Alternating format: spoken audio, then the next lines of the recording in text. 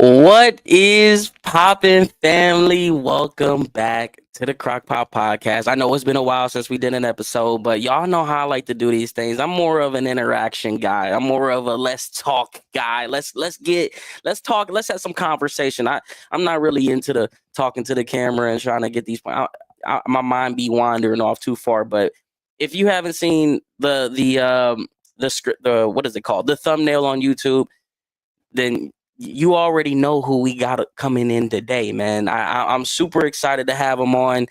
Super excited to know that he's a supporter of the content and a fan of what I do. It's still surreal to think that players in the locker room, rock with your boy. It's just a testament to how far we come and how much you guys have shown support. I mean, without you guys, obviously, we wouldn't get this far. But we've got the Energizer Bunny of the Browns, I would say, joining us today. Cornerback, probably one of my greatest calls in my 3 years of doing this. Holy crap! What was that? We got a sub from Muser. Bucky just came through and dropped. Wait. Dogpool just dropped some subs. Oh, y'all. I'm live right now. Can y'all chill? All right. Before y'all get me emotional and stuff like that. You know what I'm saying? Let's go, dog. Well, I appreciate y'all. Holy crap. Y'all coming through crazy with the subs right now. Cavs coming through with the 10 months. Let's go. Noah, make sure you say thank you. Bean, make sure you say thank you. BB, make sure you say thank you. Bucky, make sure you say thank you. Or unless you just subbed up. But I appreciate you guys. But yeah, I'm super excited. We got Greg Newsome, man. Can y'all believe we went from D'Anthony Bell to Alex Wright, now to my boy Josh Cribbs, and now we got my boy Greg Newsome. So before we bring him in, we got to do it right. Let me go ahead and get a little intro in for my man. Looking middle, has some time. He goes check down Nicole McCann. Greg Newsome, get off the field! Lawrence delivers a deep shot. He's got Newsome. That's a pick. Let's go! You knew it was coming. I didn't even need to see it go in his bucket because Newsome looked like he was on a go route into the breadbasket. If they can find a way to get a turnover here, this would be massive. He drops back, throws it to the right. It's in the air! Interception! Greg Newsome! Oh my God! Let's freaking go! Oka Rocka, roll your boat gently down Newsome's stream into the end zone. And we got ourselves a time ball game. No, we don't. Drops back, rolling. Miles gets there, throws it in the air. Newsome! Gently down Newsome stream. Get off the field. So let me bring in my man Greg Newsome, the one and only. What's up, my brother? How you feeling? Oh, you muted. What's good? Here we go. You can hear me now?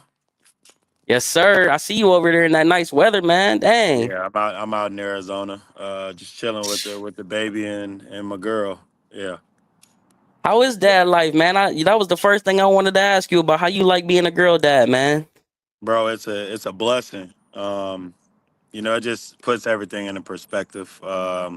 Just life in general. Now you're obviously living for another human, trying to set them up for success. Some of the stuff that you had to go through growing up. Obviously, she'll have the luxury of not having to deal with some of that stuff. So it's just a blessing, just learning her every single day. But it's fun. It's kind of like God working mysterious ways because I know you super big on the women aspect. You got drafted. You had the women can ball or play like a woman, and you had the cleats where you say with the women things like that. So it's almost like, Greg, you're gonna have to be a girl dad. There ain't no way around For it. sure. Nah, for sure. How have you been able to juggle it? Being obviously being in the NFL is no easy task, and then having a newborn, like obviously wifey going crazy for you. I'm imagining that's how you juggle it mostly. Yeah, nah, it's been easy because she's been superwoman over there and making sure everything is taken care of. I say the only thing that's hard is like I'm such a hands-on person that during the season, obviously, I gotta get my sleep and things like that. So I wasn't able to help as much. But now I'm getting up at 4 in the morning, 3 in the morning when she wake up. So I'm having a little bit more fun with it now. Is she sleeping good at night? All a good sleeper? Yeah, she what was it yesterday? She be on and off, but like yesterday she slept from went to sleep from like 8:30 to she woke up at 5 maybe for 10 minutes and went back to sleep. So like 8:30 to 8 Blessings. yesterday, but it's on and off. So so Okay, we'll well, see. hopefully she continue to stay on that path because I Nah, for know sure. I got two baby girls, and I like you said, the woman is the superwoman of the house. Like they know how to hold it down. That's I guess it's in their nature. I mean, it is what it is. For sure. But well, I appreciate you hopping on, man. Just taking your time out of this lovely weather that you got. Meanwhile, we over here it's 4 degrees, snow on the ground, cold as hell. Fans over here struggling like myself, man. It's been a nightmare, man. But how the off season been for you, man? What you into in the off season so far? Yeah, nah, it's been good. Obviously missing those last, I think I missed the last five of the season. So like I started right away. As soon as the season was over, I had some sports hernia stuff I had to deal with, and obviously my hamstring that I had to deal with. So I just been hitting the ground running, feeling good, getting back 100%, and I just been golfing a little bit. Started doing You that, but that's about you it. bounced back quick from the hamstring, if I remember correctly. You were like way ahead of schedule. Yeah, so I had obviously before training camp. I came back earlier than expected. Like I came back because I didn't want to miss no games. So I came back early from that. But obviously, I ended up pulling like a different muscle of the hamstring, not the one I got repaired before the season. I pulled that at the end of the season. Then I had to get my sports hernias all healed up and stuff. So I was kind of dealing with a lot of stuff during last season. A lot of mental reps, a lot of rehabbing and stuff that nobody likes to do. For sure. But yeah, let's get I guess let's talk some Browns, you know what I'm saying? It's been a dreadful offseason. I can only imagine what it was like in the locker room coming off 11-6 and then having a disappointing season following. What's that like? Like take us through the mental toll. Take us through what it feels like to be in a locker room when you have such a high expectation and then to come out and not meet that expectation. Man, it's terrible. Like especially like you said, a lot of promise. We had Joe come in there at the end of last season and just start going crazy. So it's just like, all right, cool. If he could come off the couch and do that, oh, if we get a whole off season, somebody stay healthy, we gonna be straight. Like that's what we believed the entire time. So as the season's going on, like we honestly believed at any point before we had a 0% chance, we always thought we had a chance. Like we was like we could still make this because we just felt like, especially on the defensive side of the ball, like we just feel like we're so elite that we could change things around. Obviously, being on the field a little bit more this season than we were in years past is obviously hard to kind of duplicate what we did the year before. But nah, it's terrible. Just with all that talent you got, it literally sucks. Like I feel like we really are a piece away, honestly. And I said that in the interview with Pac-Man yesterday. But I actually believe it, and I don't think a lot of people really truly believe that we are. But if you could find some consistency behind their guy that's healthy, that's going to come in the season, and that's your guy the entire season, I don't see why we're not right back in the thick of the AFC next season. Honestly, So you mentioned JoJo. And what was his leadership like? Obviously, you had Jameis Winston, who was a different leader in his own right. But when he came in, it was like something that I've never seen. I'm 31. I've been a fan. I've watched all the way since 99. So I've never seen anything like what Joe came in to do. And to see him do it in the Kevin Stefanski system with all these different quarterbacks and how he just simply flourished. Like, what was his leadership like? What type of confidence did that instill in you guys? nah, it's funny. We call him Joe Cool. Like he literally, everybody. It's just crazy because like I remember when he won the Super Bowl with Baltimore. Like I still remember that. So his leadership, honestly, like he just came in and he just got the job done. Like it wasn't too much rah rah. Like he understood that he was coming into a new environment. So like it'll be hard for him to just come in and insert himself right in. But he said at the end of the day he gonna throw that football, and that's all we care about. Like the interceptions, things like that, cool, whatever. If you can, you might have some picks as long as you're not throwing no pick sixes and all your picks are down the field. As a defense, we can live with that. Hmm. We can find a way to get over that. But he just said he was just gonna go out there and throw that rock, and he did that. Like some games he might throw 4 interceptions, 4 touchdowns, 600 yards.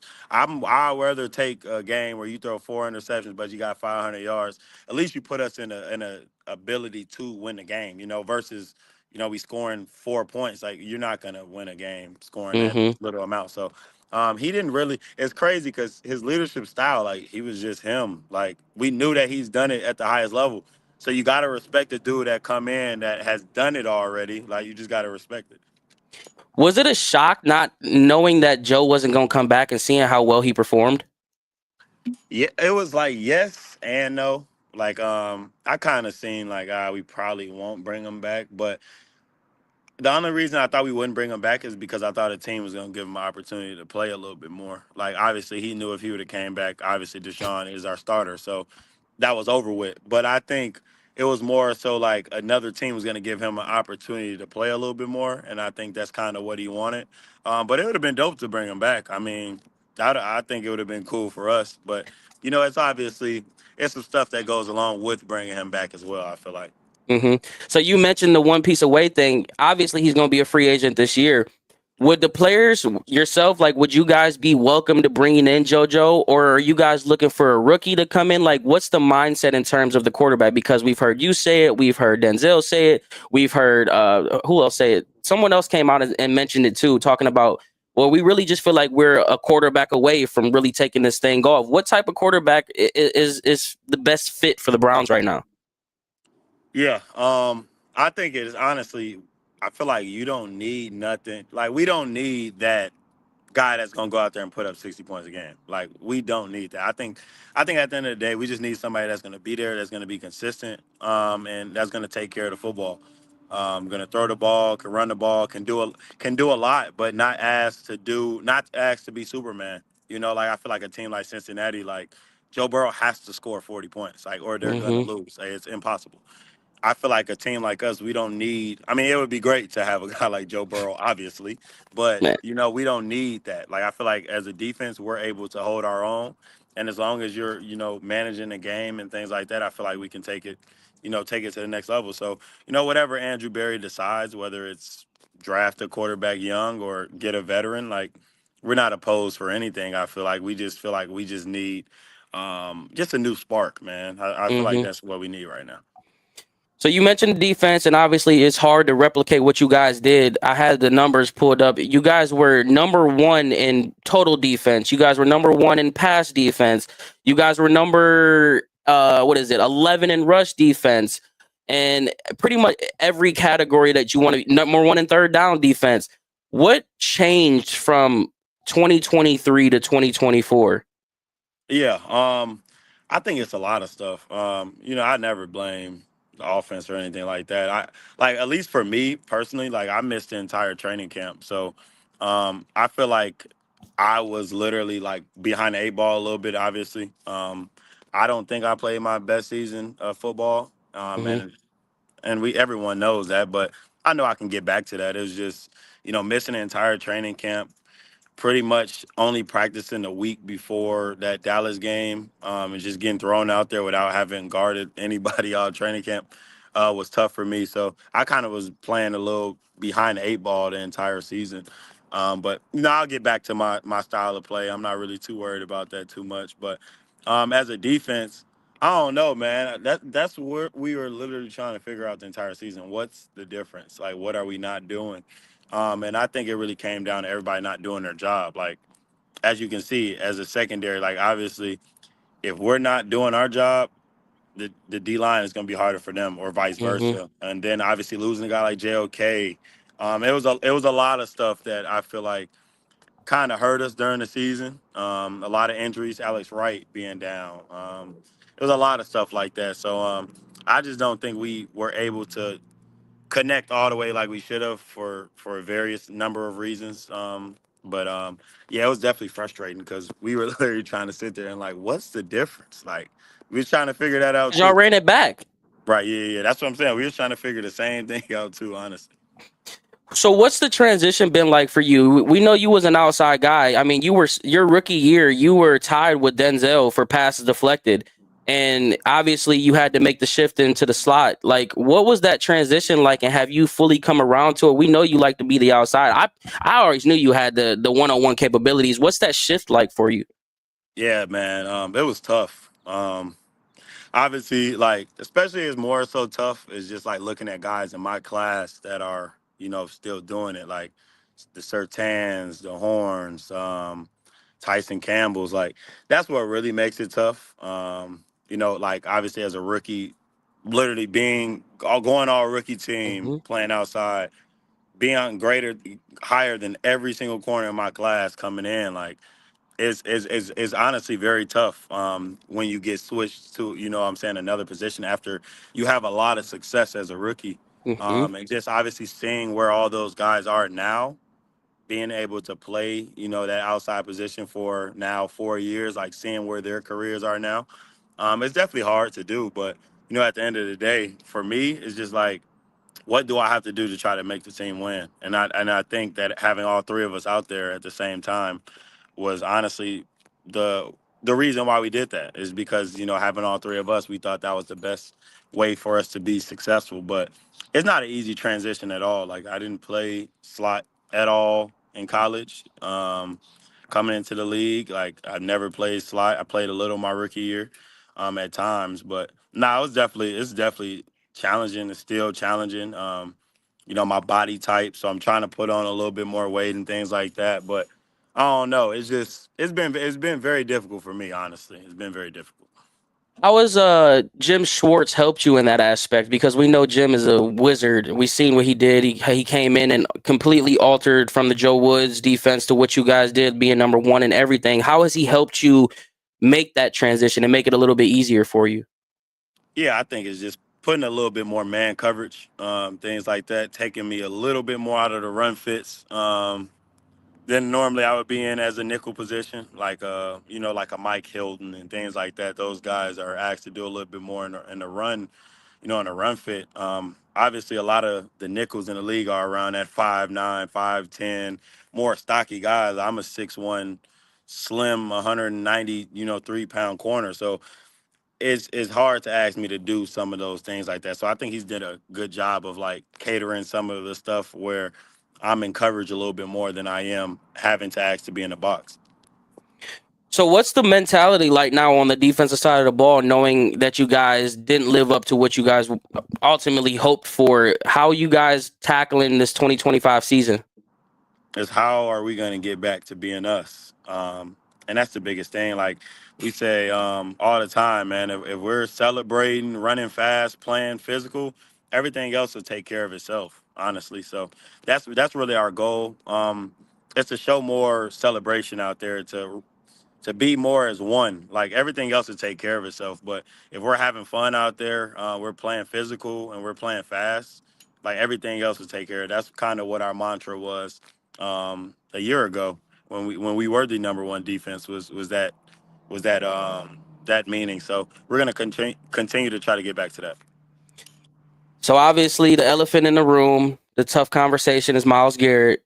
What's this defense gonna look like if Miles isn't on the team? Or, hopefully we find a way to keep him back on there. But I envision that you guys have to at least start thinking about what this defense is gonna look like without a guy like Miles Garrett. Yeah, it'd be terrible. Like, for us, like, I think obviously we'll find a way to make things right, make things work. We still got a lot of elite players on the defense, but I say it'd be terrible for us, like, as in, like, trying to get to that next step. Like, if we're trying to get to that next step, like I believe we are. I don't think we're too much away. Losing a future first team, first ballot Hall of Famer would be very hard for this Hmm. defense. But I don't think we'll lose them. Honestly, I hope we'll figure out. And I know exactly what he's feeling. He's trying to win. I mean, I don't blame him. Like, the losing is not fun at all for anybody. So I know exactly what his mindset is, and I hope we can find a way to make amends right, and bring that guy in that he also believes that'll help us get to that next level. But losing him would be terrible because I mean, if you lose a guy like that, it's kind of like, man, I guess we're starting over in a sense, because you lose a like I said, a gold jacket member. That's what I'm wondering. Like, as a player in the locker room, what is that like? What type of message is that send? How do you guys react to knowing that Miles is out here and he's basically saying like, yeah, our vision doesn't line up with what the front office is saying, and instead of me being us being a year away, it's more sounding like we 2 or 3 years away. Like, how does that go through in the locker room as a player? Yeah, obviously he has a little bit different conversations and things like that, and obviously that's just kind of how he feels. Like maybe he just feels a certain way. Maybe I wouldn't feel the same way. So, honestly, like regardless of whatever he says, I honestly believe we're not far away. Period. Like I think we're Hmm. literally a piece away. So, I don't know what conversations he had. Obviously, I can't speak for him, but for me, like I don't think we're far away. Like I think honestly, if we fix that one piece, like we're gonna be where we need to be at. Not saying we're gonna win it all. That's obviously the goal, but the thing is, what you're trying to do is you're trying to get to that next season, and then anything can happen from there. Like you don't know what can happen. So as long Hmm. as we get there, that's a whole another season, and then that's when you go out there and you go and win it. But you got to get there first in order to have a chance of winning it. You like any of these rookies coming in? You think one of these rookies can be the guy? Obviously, Shador has been a lot of smoke around this team. Some people are thinking it's a pump fake. Some people are not. Like, do you think? Obviously, we saw Jaden Daniels do what he did this past season, which is incredible. Not everybody's going to be Jaden Daniels, but let's just say they go. Let's just say they don't sign one of the marquee free agency names, and they're relying on this rookie to come in. Will the belief in the locker room be like, yeah, we can do this, or it's going to be one of those things where it's like, okay, we got to kind of test the waters, feel it out, and just put our best foot forward? Yeah, I think in any way we can do it. Whether whatever rookie it is, obviously it's probably two of them. You'll draft Cam Ward, Shador Sanders. Those are the consensus number, top two guys. Because I feel like at the end of the day, you're not asking them to do nothing too crazy. Hmm. You're not in a. I feel like it's kind of like when Magic Johnson got drafted to the Lakers. Like when he got drafted there, they was able to take it all the way to the top because they was just missing that one little piece. So you're not going to ask one of these if we do draft a quarterback. You're not asking one of these rookie quarterbacks to come in and just throw for 5,000 yards, 50. You're just asking them to just be consistent, continue to grow. As a defense, like I said, once again, I believe as a defense, we're so powerful that we can help keep us in games. It's just don't lose the game. Just keep us, Hmm. keep us in the game. Don't turn the ball over, and just be good. So I think, we're not asking them to do too much, whether we go with a rookie or a veteran. So I think whatever route we decide to go, I think it'll be good. All right. Well, I mean, I just want us to get it right ultimately. I'm just there's been a lot of divide within the fan base. Oh, we'll take Abdul Carter, take trade back, draft Will Howard, do all of this. It, I'm almost wondering if maybe we aren't gonna go the quarterback at two. If you're saying exactly what you're saying, like we're one piece away, we don't need you to be Superman. We need you to basically be a game manager in a sense. You can get that in the second or third round. What would it be like if you guys added an Abdul Carter and you were able to retain? Like, is there obviously defensive players always want to get defensive players, but Facts, what would facts. the value be in something like that? Yeah, going the defensive route, like it'll add a lot of value. I mean, when you get another guy that has the ability, obviously hasn't done it yet, but has the ability of a Micah Parsons type of player. That's the type of player he is. It'll be good for us. Like you throw him in there, you let him go rut. Like it's a lot of obviously you've seen a lot of these edge rushers. That's where teams are flourishing is when you got those elite guys on the edge. So having a guy like him with Obo, Alex Wright, Miles Garrett, like all those type of guys, like on one team is dangerous. Like that's a Hmm. dangerous thing. Makes your job easier too. Exactly. So I look me. I love having as many defensive linemen we can get. Like I'm cool with that. Hopefully, because as you can see, like a dude like Jalen Carter literally disrupted the entire playoffs. If Philly doesn't have a guy like Jalen Carter, I don't. It'll be a different story. They might still win, but it wouldn't be as dominant. Jalen Carter is a literally disruptor in the middle. So I mean, having a guy in the middle too, honestly, wouldn't be a bad take either. The way I see him just disrupt, football games. Oh, so you're little Mason Graham, maybe. That's the comparison that they're giving him, the kid out of Michigan, of being a absolute disruptor. So I don't know. Okay, okay. you So know, it's a big year for you this year, man. It's a contract year. So like, what's your mindset coming in? Obviously, you said you was battling them injuries. At the end of the season, you got a big payday coming up. I'm happy for you. Nobody happier than me. I can tell you that for sure. But what's your mindset going on? Obviously, the stigma of being a one team player your entire career, it's coming far in between now. Do you see yourself getting that second contract with the Browns? You want to be a Brown for another 4, 3, 4, 5 years? Yeah, man, that's always been the goal. And I said that all the time. Like, I would love to be one of those guys that played in one spot their entire career, go through the ups, go through the downs, and ultimately get to that championship.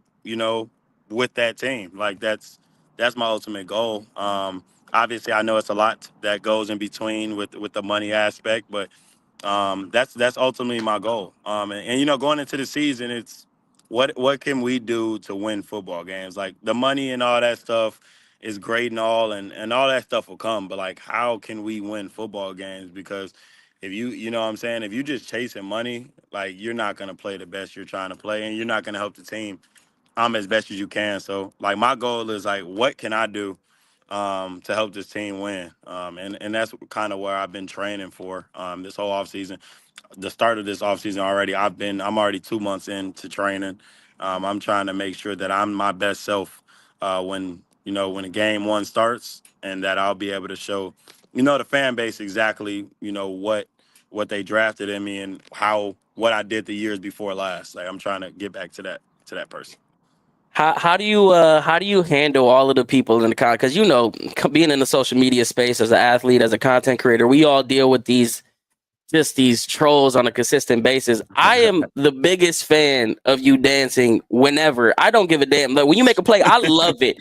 What's your like? I know you clap back at someone and you found some humor in it, but like, what's that like for you, knowing that you just gotta play and we down 15 and it's like, oh man, I hit my signature celebration and you come into your mentions and it's just, bro, stop dancing, make a tackle, or what is that?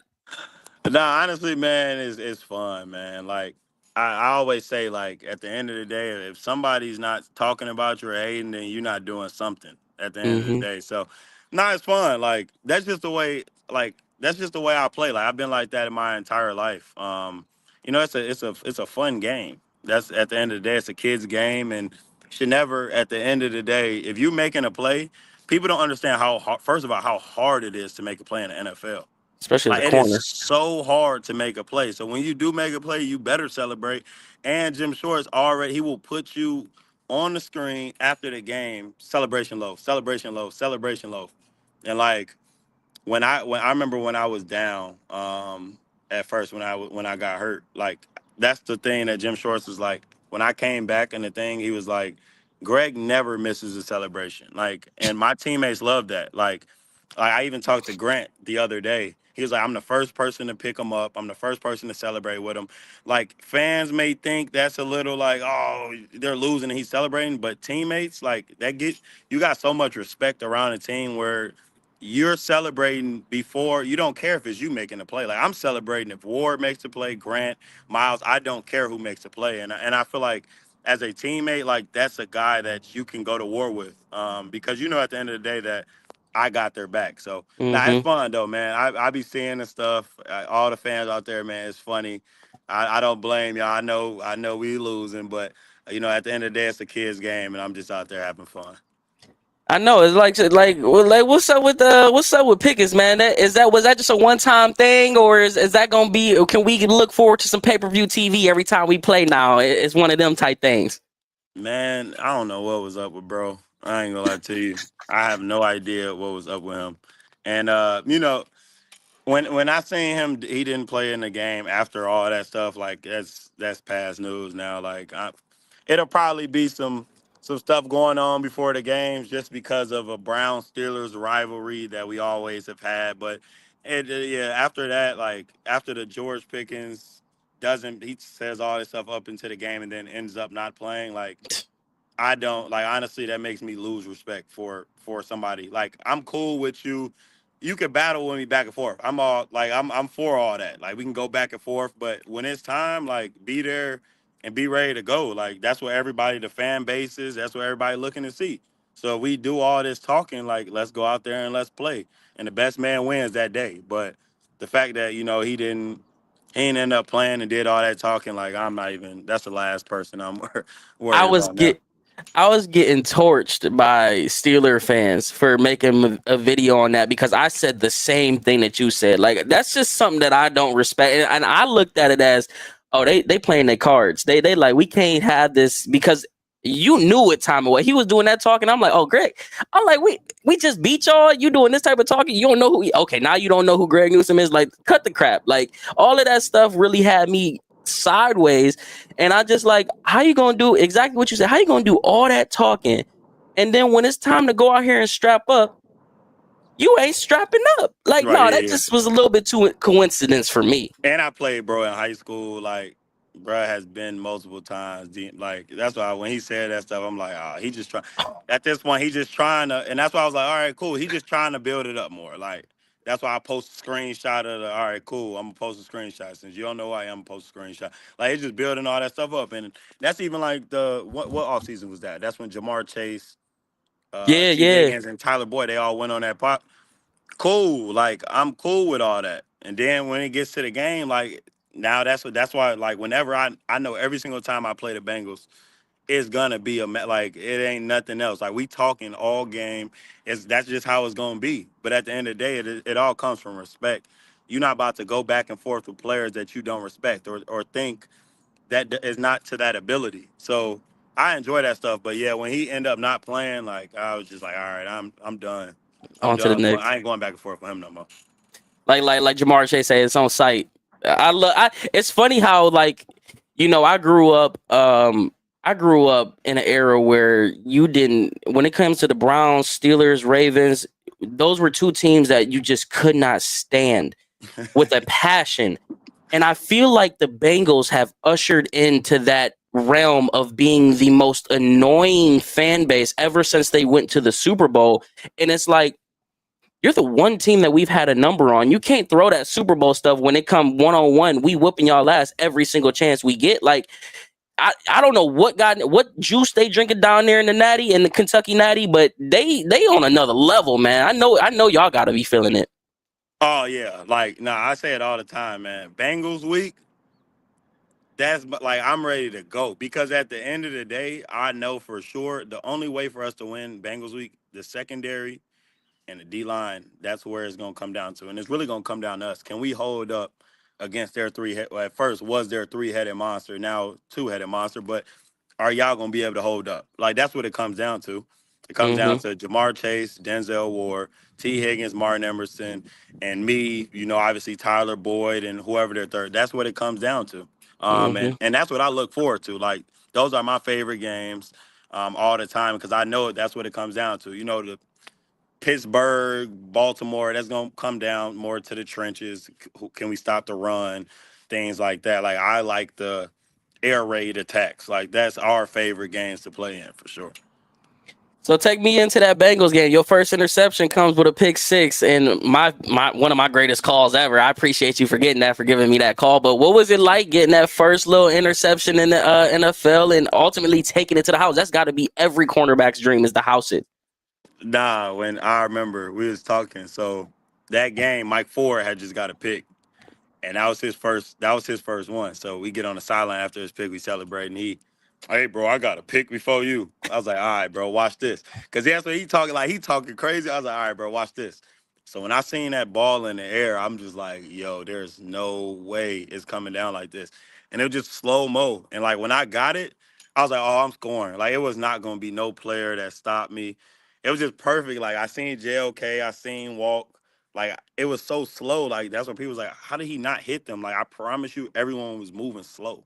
Like in my head, I'm like, this is insane. And then when I caught it, and when I seen Lamar coming, and when I outran him, I was like, man, this is literally a dream come true. Like it was amazing, man. Especially the point of the season we are in. Like Mm-hmm. we're going like this. D Watt balling at that. So like when we won that game, it was just like, man, the sky is the limit. But it was unbelievable though.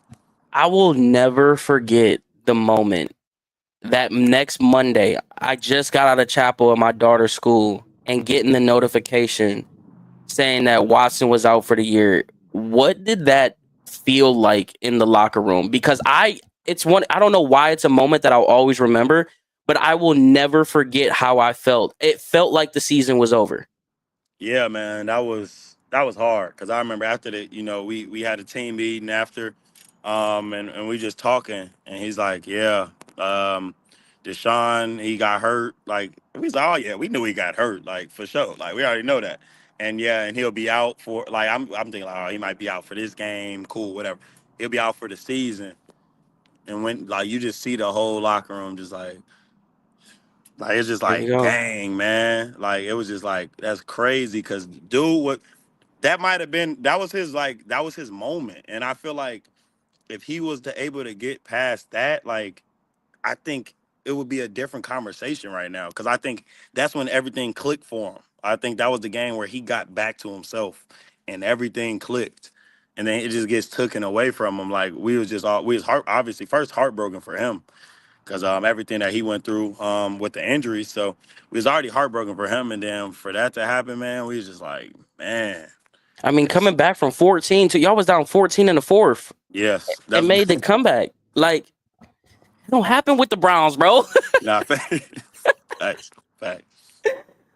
So that is that your bet? I was gonna say, what's your favorite moment? Was that interception your favorite moment as a Brown, or do you have another one? My favorite moment as a Brown, New York Jets Mhm. clinched the playoffs. The greatest. That was probably the greatest moment in probably one Cleveland Browns history for the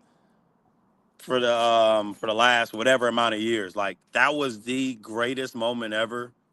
First, like after we win the game and everyone we just all run around the stadium.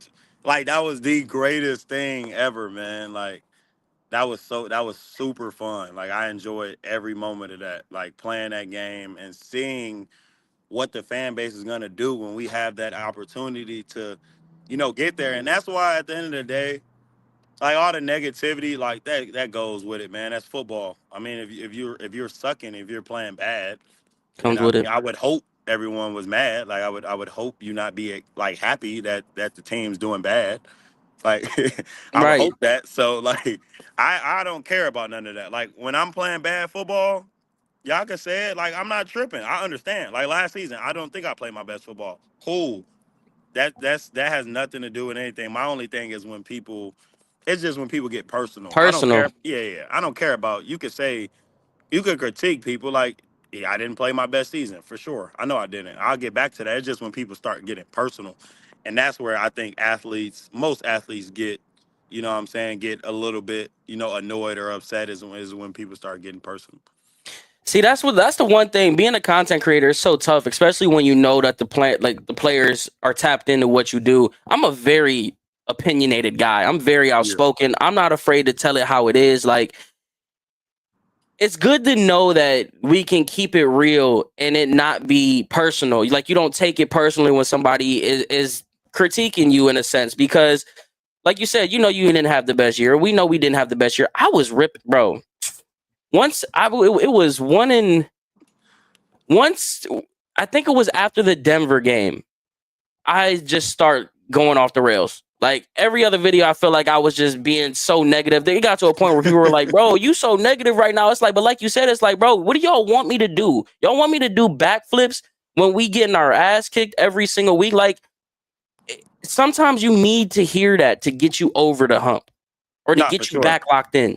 Yeah, I agree. Like with all that stuff, man. Like Jim Schwartzen came in the meetings before, like, you guys played terrible. Like, he gonna tell you straight up, and that's why I respect him the most. He challenges you, and I'm okay with all that. Like, especially like from him, like, cause he has so much respect for our room. Like, so when he come in and challenges us, like, we ready to go. And that's one thing I can say I love about this group. Like, from the last game, even though we weren't, we didn't have the record we wanted to have. Like, people went out and we played hard the entire season, and I can always respect guys like that. That at the end of the day, we won 3 games, cool, but every single game, it wasn't like we was getting whooped. That's the thing. Like, it wasn't like we were just getting destroyed the entire game. Like, it was The close games. scoreboard always Yeah, yeah. showed a different story. You know what I'm saying? Like, y'all didn't see. Like, we've been in a lot of the games. Like, You know we what's just funny you can't do say that. that? It's funny you say that. I'm sorry to cut you off, but Yeah, you like good. I try to give people that insight where it's like people are like, why are you still in tune? Why are you still have this faith that things can turn around? I always went back to the defense because while the offense showed different signs, it's not to say the offense gave up or anything like that. But I always saw the defense giving it everything that they had until it was to that point where it's like, okay, obviously we're not winning this game. And that led all the way up until I think, when was that Denver game? Was that week? What week was that? Denver did not Um, play that game. That was week. that was December That was the week 2nd. before the Steelers, huh? I think so because the next week was we won. Yeah. That had to have been December Yeah. 2nd. So that was the Yeah. first game of December, and Jameis went crazy that game. 500 yards, Snaps. 4 touchdowns. Jerry Jeudy went 9 for 3. Oh my Yeah, God! that's when he Talk snapped. about Yeah. Jerry Jeudy a little bit, man, because there were a lot of questions surrounding Jerry Jeudy, and one thing that I always noticed with Jerry Jeudy is that he was always tapped in on the sideline with the quarterback. Whoever quarterback was, the energy that he brought, he was always backing up his talk. Like, what's it like to have a guy come in who gets the payday, who obviously you're not winning games, but to see him still come out and give that type of attitude and give you that type of effort, that like, what's that like to see on the defensive side of the ball? It's like, for me, it's like, dang, what was Denver doing? Like, bro came in here and started snapping though. Like, he was snapping, and to have my thing too is like when you have like 5 different like whatever amount of quarterbacks we had. I don't know how many quarterbacks we had start this season, but when you're able to put up numbers like that without like a Hmm. guy back there that's consistently gonna be your quarterback, like, you got to be an animal, like, to do something like that. So, like, it's all kudos to him, man. Like, he go out there, like, during practice, we going at it. Like, he's never won. That's why I respected our receivers so much. A guy like Elijah Moore, Hmm. Jerry Jeudy, like, we're battling at practice. There's no like friends on the field. Like, we all going at it. And I think that's what helped all of us, honestly. But Judy he's an animal. And that's why I said, man, if he can get, even when he was in Denver, it was the same way. If he can get a guy that's even a guy that, okay, cool, whatever, but that's his quarterback the entire season and he knows that, like, he might go for 1,600 one season. Like, he just might do that. I think he had what he went over 1,000, and that was Yeah, I think he. he had 1,200. What? Yeah, 1,200. And he had all. That's what I'm saying. In the last few games, he wasn't. Obviously we had different quarterbacks. He wasn't even really getting the rock like that. So Man, I appreciate the time. We ended off with a few fun questions, man. Again, I can't thank y'all enough. Shout out to the chat for being so respectful and showing positive energy. Who's the best trash talker on the team? I oh, know that's you got to easy. be one of them. Yeah, I'm number one without a doubt. Yeah, it's not even a question.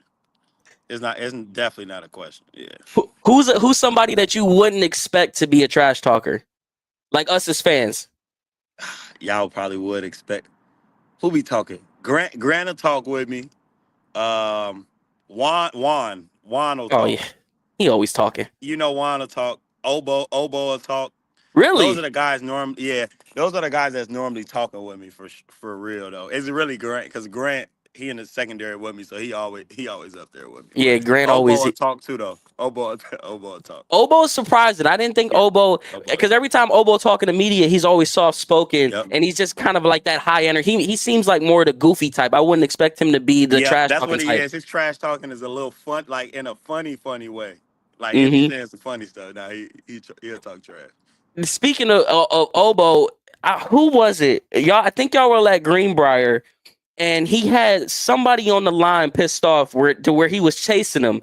Do you know who that Him and was? Hud, yeah, that was him and James. That's what I'm saying. Like Obo is like he'll really get under your. That's what I'm saying. Like he'll do stuff to get you mad that you're just not really seeing. Like he'll really do stuff. Yeah, that was him and Hud, man. Oh, that's funny. Because That I'm was like, look funny. at this dude running around. Yeah, he crazy for that. Okay, so you're probably gonna put yourself number one again. Who's the funniest on the team? Because we know you was always behind the mic on the social media. Who's the funniest on the team? Funniest person on the team, freaking probably Jameis, man. Jameis is comedy, or JOK is a comedian. Man, see, I wouldn't guess that. JOK is Tony Brown, funny dude. We got a lot of funny dudes like on the team. Like we had a lot. Like Coop was hilarious in the locker room. Like people did probably wouldn't even guess that. Coop, you But said? yeah, Coop. He was one of the guys that was like, man, we'd be in the locker room for 2 hours after the day is over, just rapping, playing games, playing shadow boxing. Like, but the funniest probably JOK is hilarious. Well, to get back off that topic real quick, you mentioned Cooper. What was that like when he got traded? Was it a shock to the locker room? Did you guys kind of see it coming? Nah, I did not see. Like, obviously, you see the like. I was in the trade deadline talk and things like that. Mm-hmm. But nah, I didn't. Honestly, I didn't see it coming for real. And when he left, like I was like, man. And he had said before, like this was one of the like first locker rooms that he actually like loved, like enjoyed. Like I said, he was one of the main like people probably wouldn't think Coop was. He was very outgoing in our locker room. Like I said, we was over there just chilling, talking all the time. After 2 hours after the day's over, we all still sitting in there playing shadow boxing, doing rap battles, and doing all that stuff. So when he got traded, that one definitely hurt us. That definitely hurt us Damn, that sucks to hear, for man. sure. Well, who's your dream interception? If you have, let's do a overall quarterback history. Who would be somebody that you want to get an interception on, or somebody in the NFL and somebody in the NFL right now that you want to get a pick on? Oh, my goat, Peyton Manning. Your Ghost Payne Manning, not Brady. Yeah, I'm just a huge like I'm a huge Manning fan. So Keep definitely Peyton Manning. them kids today don't know. When you talk about a Yeah, coach on the field, you want to talk about nice a brain surgeon. Tom Brady was a dog, but when you talk animal. Yeah, about next level, bro, Peyton Manning was next level with it. Brad 4 MVPs like, and he never had a team like. Bro was playing his defenses was trash until he got to Denver. Obviously, like Right. when he got to Denver, when they had Vaughn in them. But like in Indy, Bro's one of the MVPs. His defense was like bottom tier, and they was still having a chance. So, Peyton Manning is my goat. So that'll be Peyton Manning. It would be the guy that I would love to get an interception from if All he right. was playing. Who about now in the season? Who you looking forward to most to get a pick on? Joe Burrow. Okay. You got the Lamar ball hanging up somewhere? You Yeah, got I a frame? got the Lamar ball, out there. But next, definitely Joe Burrow. I'll Definitely. manifest that one for you because it's funny because the first person that ever came on to the show that was a player was D'Anthony Bell. And right before that, I'm like, I, I just know he gonna get a pick. I called it. Next thing you know, ding dong boom, interception. I'm He like, bro, tipped it up. Yep. yes, I Yeah. manifested that for him. So I'm like, you know what? Joe Burrow, this season, I already know what's happening. So consider it done. Get a spot on your wall somewhere, and when you get that pick, I need you to I gotta do something signature. I just need you to know that that connection was That there, was locked in for that we sure. was locked in with it, because I'm manifesting that for you this year. So stay tuned, whatever week it is. Mark your calendar. Joe Burrow coming out there. Best dressed on the team. Grant Delpit. I knew that was gonna be it. Yeah. Yeah, That boy be. he be happy. He be having it on. I ain't gonna lie. GD be having it on for sure. What you got a game day ritual or superstition? Kind of. Like I just eat the same things. Like when I wake up, I eat 2 croissants, little breakfast croissants. I have 3 turkey bacons. Not Then four. I have just 3 exactly, 2 croissants, 3 of those. I have a full bowl of grapes and a full bowl of blueberries, and that's exactly what I eat. The same exact thing, and I have my Pedialyte, and I listen to the exact like same, pretty much same songs. On the way to like I got everything like kind of what I do. Okay. Has there ever been a game that you missed? One of your things that you do every single week? Yeah, I did, and I played awful. This Look, was like I that was was gonna probably my ask worst you. game ever. I was gonna ask you what. Tell me what game it is because I got it in my head. My worst game ever was ever. I have two worst games ever. I got two worst games ever. The one I hate the most, that was my worst game ever, was playoff game. That was one of my worst games ever. But the other worst game ever was Denver. I was gonna say it. Yeah, that was the game where I literally played the worst football I've ever played, and I don't know what was wrong. It was crazy because I don't know what was wrong. Like I'm like, man, what? And then like literally after that, so after I played that game, we come in. Obviously, I know I played bad, so we come to meeting and Schwartz Short just tells me like, yeah, that was the worst game you've ever played. Like he basically just tell me like to challenge me. Like he was like, you played the worst game you pretty much ever played in your life, all this. And from that moment on, oh, I was locked in. Like Mm-hmm. that's when I started. That's after I got the pick after that and all that stuff after that. But Denver game for sure was my worst game ever. I was gonna say if you don't Yeah. say Denver because I Not yet. vividly remember, but it was almost as like they was picking on you and they had and you playing in the slot like you said they had you matched up with Cortland Sutton the whole entire game. It felt like. Yeah, so it was crazy because I think Ward didn't end up playing a game. So they was running the same. They still did it this year, and like this year, I was like, I don't give it. I said, I promise you, Denver game, you're not finding nothing. Like I'm locking down. I had to get it back after playing Cortland Sutton. That's why I was dancing. I know everybody was mad. I was dancing out because I remember the year before, like I played terrible. So I was like, I Mm-hmm. have to play good. Nah, that game, they still did the same thing. They just run cross, like all they Crossers. do is we're outside leverage. They cut their split, so we play off, and they just run crossers the entire game. Like that's, and I even talked to Cortland Sutton, like, bro, like what, like why are y'all doing, like y'all do the same thing every time. He was like, that was the only way we can get away from y'all is to cut our split, make y'all go off, and just start running. They just run the other way. Like How do it's you counter annoying. that? There's really nothing. The crazy part is it's really not too much you can do. As you can see, we started bringing that safety down and we start cutting them a little bit.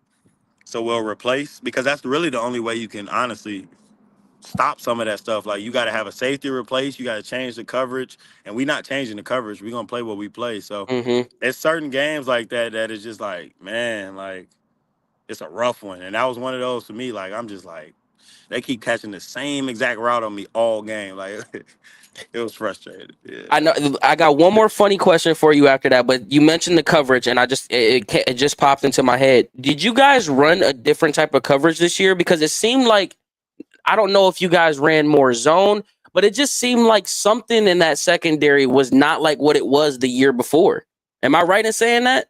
Yeah, I think that too. Cause we it's crazy because we be having these conversations like, bro, what's the difference between this year and last year? Like what are we not doing? Like at practice, we practicing hard, we doing all that stuff. We got the same coverages in for real, but I honestly don't know what it was. Like we're still trying to figure that. Maybe it's I don't know. Maybe the mindset of like we did this once, we easily gonna be able to do it again. Mm-hmm. Maybe Like I came in with said, a little bit of a a hot little head, bit. like.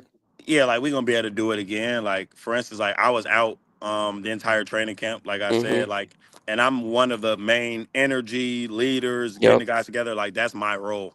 And I understand that. So I wasn't in camp with those boys. Like I was getting surgery, doing rehab. I didn't see them boys until they came back from, the Greenbrier. So I didn't see them pretty much the entire training camp. So it was a lot of things like just all it was a lot of stuff out of whack. I think before the season started, for real. But all I know is for sure, man, we all had this talk like it won't happen again. Like me, Martin, Ward, we all talked to each other. We was like we promised to each other like, oh, that won't happen again. Like it's impossible. That can't happen again. You know what pisses me off because everyone just thinks Martin Emerson is trash now. And it blows my mind that Man. people have such a short memory of what this dude is capable of. What's the chip like on his shoulder? I know he want his get backs more than anybody. Oh yeah, he gonna eat. He's a dog, man. Like that's just what it. Like he's just a dog. So obviously it's stuff. And the crazy part is people we battling with stuff like the whole season that people just don't know that he just planned through and things like that. But nah, he'll be ready to go. Like M is an animal. Like people just don't like. I mean, when you got three corners that was all 1-1 and 2 and single Hmm. coverage and all that stuff in the league, that's not a fluke. Like it's just certain things we got to just tune up a little bit. And the crazy part is like if you say you cut down half of those or whatever he did, it's an amazing season. So it's just like them one or two plays that we all got to wrinkle up a little bit. But we definitely gonna get back to that because I think Ward this season was undoubtedly like stamped himself as the number one guy in the league, like from this season. So we know we got to have his back. Like when he's doing stuff like that, we got to be there to support him when they start targeting us. Like we got to be able to shut our side down too, because that Hmm. man played. I think he don't get enough credit at all. If he had any other market, he would be easily regarded as the number one. The stuff that he does on a daily basis is insane. I ain't gonna lie. They, I think of the clip. Was it against the Bengals? It might have been Yep. against the Bengals. That route that he ran where his hips was turning, and it's just like T Higgins people. against T. Yeah. Yeah, people don't understand how good he is. It's like, oh well, he's one concussion away. It's like, bro's telling you he's not. Yeah, Like, he's what? Like, good. Yeah, he telling you he good, so he good. Yeah. people just it blows my mind. Two more for you, and I'll let you go, man. Again, I appreciate you, For bro. sure. In the DB room, obviously we all know that it's this stigma where it's like I could play receiver. Is there anybody in the DB room that could line up on that receiver side and be a quality receiver? Khalif, Velocity, Really? hands crazy. Hands are insane. I'm telling you, like hands are crazy. He Why? did a Why? one-on rep. He did a one-on-one rep after practice against Michael Woods. We did a one-on-one, and he was at receiver. Mike was at DB. He hit him with a fade, went up, caught it, toe tapped in. Khalif could play some receiver for sure. Yeah, go ahead and tell Stefanski, let us see a little He could play package, a man. little. He could play something for sure. You mentioned Michael Woods. I'm going off. You keep mentioning stuff I want to bring up. I'm a huge Michael Woods fan. Is there I think there's a reason why they keeping him around. Does he have the ability? I'm obviously not going to throw anybody under the bus, but like, tell me I'm crazy and thinking that Michael Woods has something special in him. He's a monster though. Like if he didn't, what he had that he got Achilles. He had He Achilles. has some kind of injury. I think Let me see Achilles. real It quick. might have been Achilles injury. I think so. I think it was Achilles. It was Achilles. He had an Achilles tear.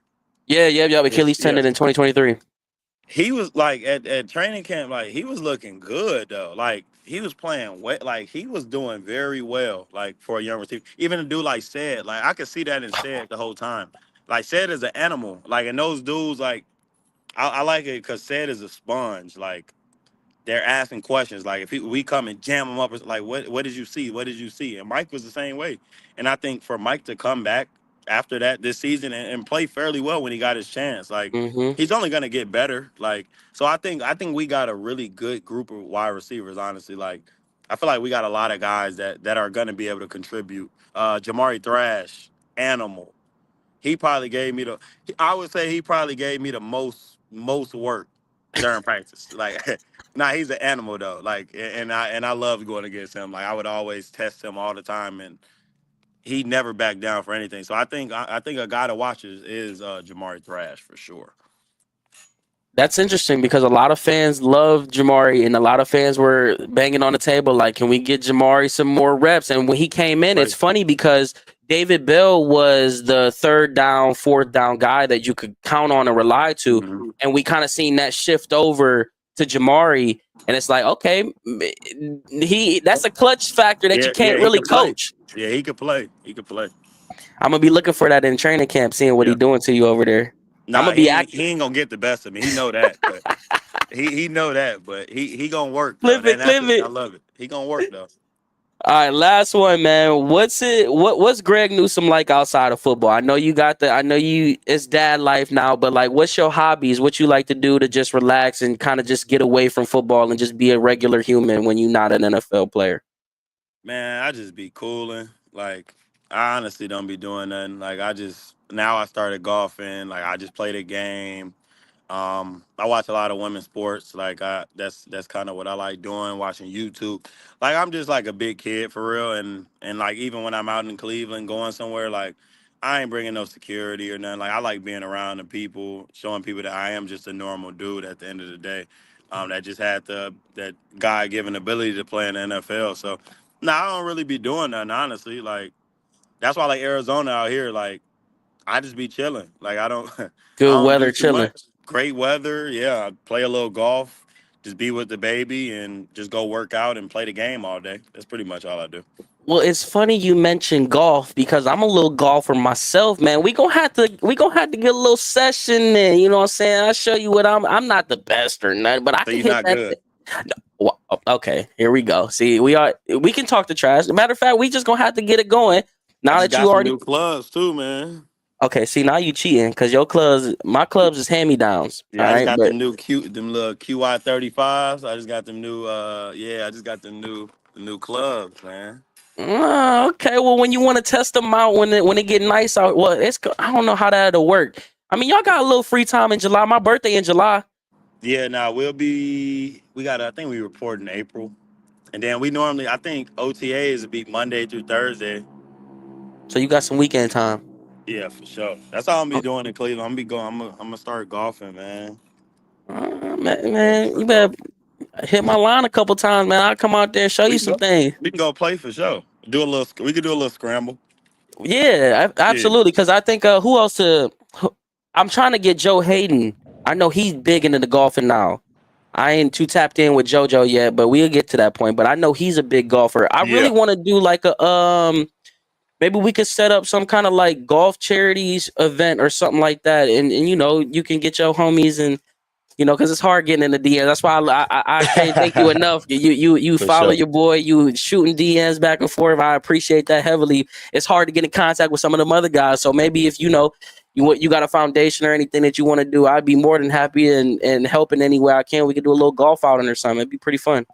For sure. And I be bowling though too. I meant to tell you that. I forgot to tell you that. No, I'm Now, nice though. Like now bowling, see, I'm actually nice. you don't want to see me in bowling. Nah, I That's promise you. No, no, I, no. I'm telling you. I grew up in a bowling alley. I'm telling you, you don't want to see me in the bowl because you know who else said the same thing? Anthony Bell. D Bell can't bowl with me. He know that. I grew up in a bowling alley, man. I got 5 bowling balls at the crib. I don't care if you had 10 bowling balls. I'm I'm gonna show telling you, you. man. Oh, see, so You golf use a will come house second. ball? No, Oh, okay, I was about to say. put If some you use respect on me, man. I ain't I gonna was about talk to that say, kind of man. trash. Yeah, I was about to say, you use a house ball. Just don't even come play me. Have you ever had a 300 game? Nah, I ain't had no 300. I didn't got to 269. I didn't had a couple 260s, but I ain't finished a 300 though. I ain't Yeah, finished one. see, my high score is higher than yours, so I guess that means I'm What's better. your high score? 279. All right, I'm gonna ask you one question. You gonna ask me some questions? I'm gonna ask you this one question then, since you said since your score is higher, then that means you better. Who your goat? You like Kobe or LeBron? Ron the goat. All right, cool. Cause he scored what Kobe score? 80? What 81? he say? What Kobe score? 81? You keep cutting my thing. Keep cutting out one more time. What you say? I said what Kobe had, 81? See, I ain't. No, we ain't Well, I gonna do know. all that. We're That's not all gonna I just do all wanted to that. know. That's all I just I'm wanted just to ask. I'm just saying, you ain't messing with the average Joe. You ain't messing with somebody who just saying I could take you on. Like, so 2019, before I got to be where I am now, I was the heckler. I believe Nick Shook wrote an article about me because Hollywood Higgins, Richard, he Mm-hmm. big trash talker too. He been ducking me since 2019. So I hope you don't take homage from him and duck me in this bowling conversation because I'm gonna let you know right now. I'm gonna give it to you. I'm gonna give it to you like I'm in the NFL on the lanes. Oh, my ball ain't hitting right. I'm gonna move a couple boards over to the right. Oh, it ain't I'm hitting on the right. I'm gonna same move up a thing. little.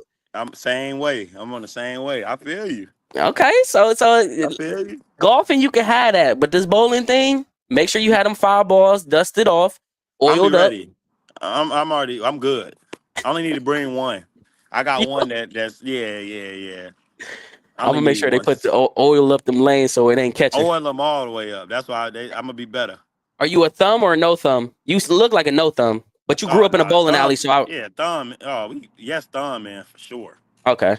I be I should have playing at known that. normally where I play because I'm in Avon, so I be playing at Nautical Lanes in I'll Avon travel. Lake. Ain't no biggie. That's my spot. Yeah, that's you don't You want can to come. see me over there. Nah, I ain't I gonna don't lie. have a home gym. I get to sit in anywhere. Nah, you don't want to see me at the crib. I ain't gonna. Lane it up. I'm nasty at the crib. Okay, we all heard it here first, chat. If he ducked me, we already had. I'm telling you, Rashard been ducking me since 2019. I'll It's be back December. soon. That's what I'm trying to say. This ain't gotta wait for 4 months. Like I'm gonna be back soon. It's February 19th, 7:06. Y'all heard it here first. He said he not gonna duck me. We gonna All see right, how man. long it take for this to happen. We can All give right, these man. fans a show. Nah, for sure. We can do that. I'm serious. Greg, man, I appreciate you for hopping on, man, and taking out the time to talk to a Brown super fan. Fans love you. I love you. Hopefully, you can get that second contract. Enjoy the payday. Enjoy being a girl dad. There ain't nothing better than being a girl dad, man. I'll tell you that firsthand. My youngest just turned 5 2 days ago, and then my oldest is gonna turn 7 in May. Don't blink too fast. That's the only advice I can give you. Yeah, I didn't blink for way sure. too fast, man. And they looking back at them baby pictures, and just even when they was 1 and 2, I'm just like, Right, yeah, get a little tear. mm-hmm. But I appreciate you, Greg. I hope For you have a sure, great bro. rest of your day, bro. Hey, you as well, bro. Yep, see you. Wow. Chat, how we do? Chat, talk to me. How did we do? Greg Newsome coming through and giving us some high quality freaking content, man. Shout out to everybody that was in chat, who came through and supported on YouTube, Twitter, and Twitch. You guys are W's, man. It's so crazy to be sitting here talking to athletes. Like, I grew up, y'all don't understand, like I truly bleed this brown and orange stuff, and little Zay would not believe how far that we have come. And I need you guys to understand that it would not be possible without y'all. Y'all gave me this platform. Y'all supported me through all of this stuff. Sure, there's gonna be people in there that don't like what I do, and that's fine. But like Greg said, if you ain't got haters or people talking about you, you clearly not doing something right. But we made it this far. It's not just me made it this far, or Chef Zay made it this far. We made it this far because without y'all, there is none of this. And of course, without none of this is possible without the Lord. The Lord has brought me through so many obstacles, and how he's taken me out of the deep depression, rock bottom. I was in rock bottom right before 2023, one of the biggest years that I've ever had in my life. And it's just wild how life works and how the journey works and how the path is always, it's not necessarily changing, but it's just shifting. And just having support from, like he said, a Ravens fan, having support from fan bases that I could not stand growing up is unbelievable to me. Like, so I've got so much respect for the Browns, Steelers, and or Steelers, Ravens, and Bengals fans that rock with me. Obviously, the Browns fans, you guys are crazy. I can't even walk into a Walmart store without you guys recognizing me. It's pretty cool. But I can't thank you guys enough. And there's gonna be a time where um I'm in a financial position to do the things that I truly envision, which is why I say I need to tackle this YouTube thing, because I'm still just a guy. Like I'm not, I'm not what I feel like people make me out to be. I'm still just a regular average guy trying to get through this life thing. And I promise you guys, when I get in this financial stability and I get into that financial position, I've got so many things planned. I have so many ideas, and I have so much stuff in store to just give back to show you guys how much I appreciate y'all. But in the meantime, the only thing that I can do is continue to just give you guys the content that I give out. But our time is coming. Our time is coming. So with that being said, man, I appreciate everybody that's locked in today. Shout out to you guys, Fred, the Master, Logistics, Jay, TTV.